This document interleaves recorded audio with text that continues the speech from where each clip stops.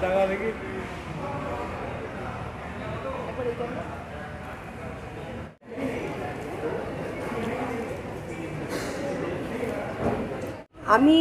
Being a women, being a lady, আমি ভীষণ excited because কথাটার মধ্যে আছে শু শু।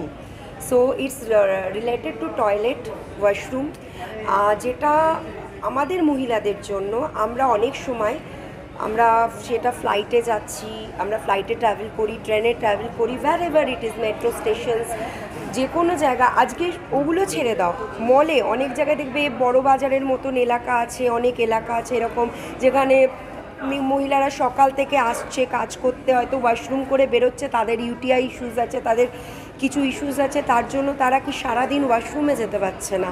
কি না প্রবলেম হচ্ছে মানে আমাদের মানে যে ওয়াশরুমটা পরিষ্কার রাখার যে একটা হাইজিন ব্যাপারটা সেটা নেই, সেইটাকে যে তুলে ধরা একটা মহিলাদের জন্য যে এই ওয়াশরুমটা পরিষ্কার থাকা, হাইজিন থাকা কতটা যে উচিত, মানে ওটা এক্সটার্নাল গিয়ে যে কিভাবে এফেক্ট করে আমাদের ইউট্রাসে, সেই জিনিসটাকে যে তুলে ধরা হয়েছে, এটা প্রত্যেকটা একটা নারী কেন্দ্রিক একটা মুভি। আর আমি বলবো প্রত্যেকটা নারীকে দেখা উচিত যে সত্যি আমাদের কিভাবে সতর্ক থাকা উচিত, এবং নারীকে দেখা উচিত না, নারীর সাথে আমাদের সরকারকেও সচেতন হওয়া উচিত, প্রত্যেকটা নারীর জন্য এবার একটু ভালো ব্যবস্থা করা উচিত। একদমই অন্যরকম গল্প, একদম অন্যরকম গল্প। আর সত্যি আমি শুনেই মানে আমার আশা, মানে আমি একটু লেটই হলাম, বাট স্টিল আমি হন্তদন্ত না, আমাকে দেখতে হবে, শুরু না হয়ে যায় এরকম একটা ব্যাপার। আমি এক্সপেক্ট করিনি যে হাফ টাইম অবধি বসে পড়বো, কেন আমি কাজের মধ্যে দিকে পালিয়ে এসেছি, মেকআপ ফেকআপ রয়েছে, বাট আমি পুরোটা দেখে যাব মনে হচ্ছে এখন। আর ছবিটা খুব ভালো, মেসেজটা খুব ভালো বেরোচ্ছে এখন অবধি যতদূর দেখেছি, আমার তো খুব টাচিং লেগেছে। Music is very nice, very fresh, and the গল্পটা ইজ ভেরি রিয়েল আর very fresh, and Shibram has done a very good justice to the film. Best of luck to the entire team of. অধিকারের গল্প, এবং যে অধিকারটা ন্যায্য অধিকার, শুধুমাত্র তো একটা নারী বলবো না আমি, এই সিচুয়েশনটা আমাদের ভারতবর্ষে খুবই মানে একটা বিচলিত সাবজেক্ট, যেটার জন্য নারী পুরুষ যেই হোক, নারীদের ক্ষেত্রে বেশি অবশ্যই, কারণ আমরা যেরকম ছেলেরা যেখানে ইচ্ছে কি যা ইচ্ছে করতে পারি, সেরকম তো মহিলাদের পক্ষে সম্ভব নয়। তো I think this subject is very touching and very close two most of the women kind in our in the country and elsewhere also. It's a very unique subject, and I think this film should touch the people. It will, some way or the other. Till half time, I'm very impressed. I don't know, পরে দেখা হলে আমি হয়তো পরে বলবো ইন্টারভিউসে, but best of luck to entire team of সুসু। আমার মনে একটা খুব জিজ্ঞাসা ছিল যে যে বিষয় নিয়ে সিনেমাটা তৈরি, যে মহিলাদের বাথরুম ব্যবহার করার সমস্যা যেটা ভীষণভাবে প্রবল, সেটাকে কিভাবে উপস্থাপন করা হবে। আমি একজন অভিনেতা হিসেবে কয়েকটা সিনে অভিনয় করেছি এবং অভিনয় করার সময় যথেষ্ট আনন্দ পেয়েছি, কিন্তু সিনেমাটার সম্পর্কে আমার একটা আগ্রহ ছিল, যেটা আজকে ইন্টারভেল অবধি দেখার পরে মনে হচ্ছে যে অসাধারণভাবে সেটা উপস্থাপিত হয়েছে বিষয়টি, এবং প্রত্যেকে তাদের যথাযথ মানে সম্ভব তাদেরকে উজাড় করে দিয়েছে। গান ভীষণ ভালো লাগলো, দুটো গানই। এছাড়া মানে সব মিলিয়ে, আর ডিরেকশনের কথা কি বলবো, শিবরাম প্রথম ছবিতেই বাজিমাত করেছে, কিন্তু এমন একটা বিষয় যেটা ডকুমেন্টারি হওয়ার সম্ভাবনা, সেটাকে ও বানিয়ে দিয়েছে একটা চলচ্চিত্র।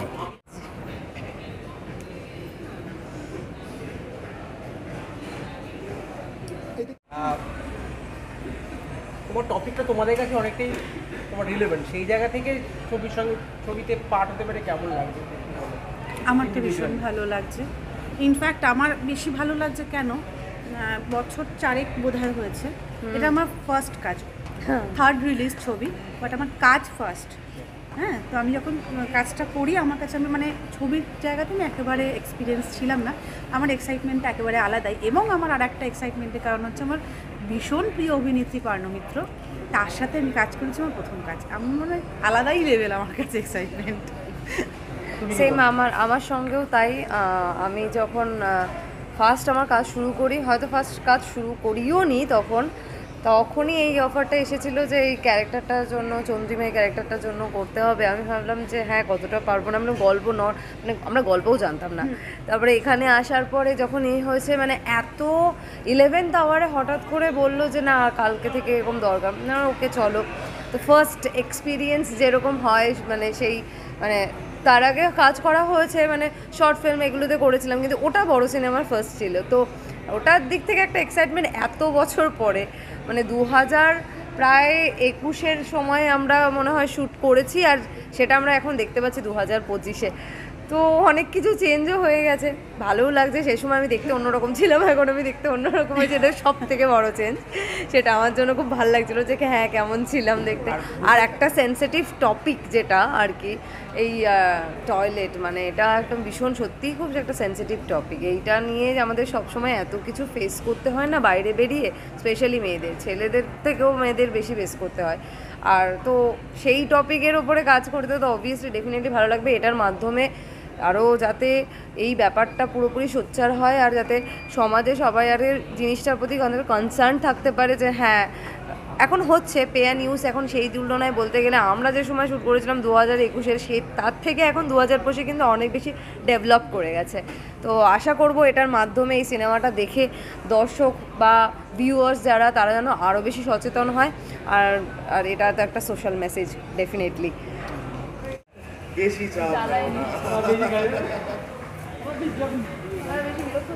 মহিলা কেন, পুরুষেরাও সবাই, মানে ইন জেনারেল হিউম্যান বিংস সবাই এটাকে সাফার করে। মানে একটা পরিষ্কার টয়লেট, একটা ক্লিন টয়লেট পাবলিক প্লেসে না থাকলে মানে ইটস ডিফিকাল্ট না। হ্যাঁ, আর সবাই যখন রেগুলার ট্রাভেল করে, লং ডিস্টেন্স যারা ট্রাভেল করে, যখন যেরকম এখানে দেখানো হচ্ছে রেগুলার ট্রেনে যাতায়াত করছে এত মানুষ ডেলিকে ডেলি, মানে এখান থেকে ইউজ করতে বাধ্য হয়ে যখন ইউজ করবে তখন একটা পয়েন্টে গিয়ে ডিজিজ হয়ে যাবে, কিছু না কিছু রোগ আসবে। মানে তো এইগুলো কিন্তু দেওয়াই আছে লোকজনকে ক্লিন করার জন্য, দায়িত্ব তো ডেফিনেটলি লোকজন আছে, তারা যাতে তাদের ডিউটিগুলো পালন করে, মানে সেটাই আর কি, কিছু না। মানে it's a very serious sensitive topic.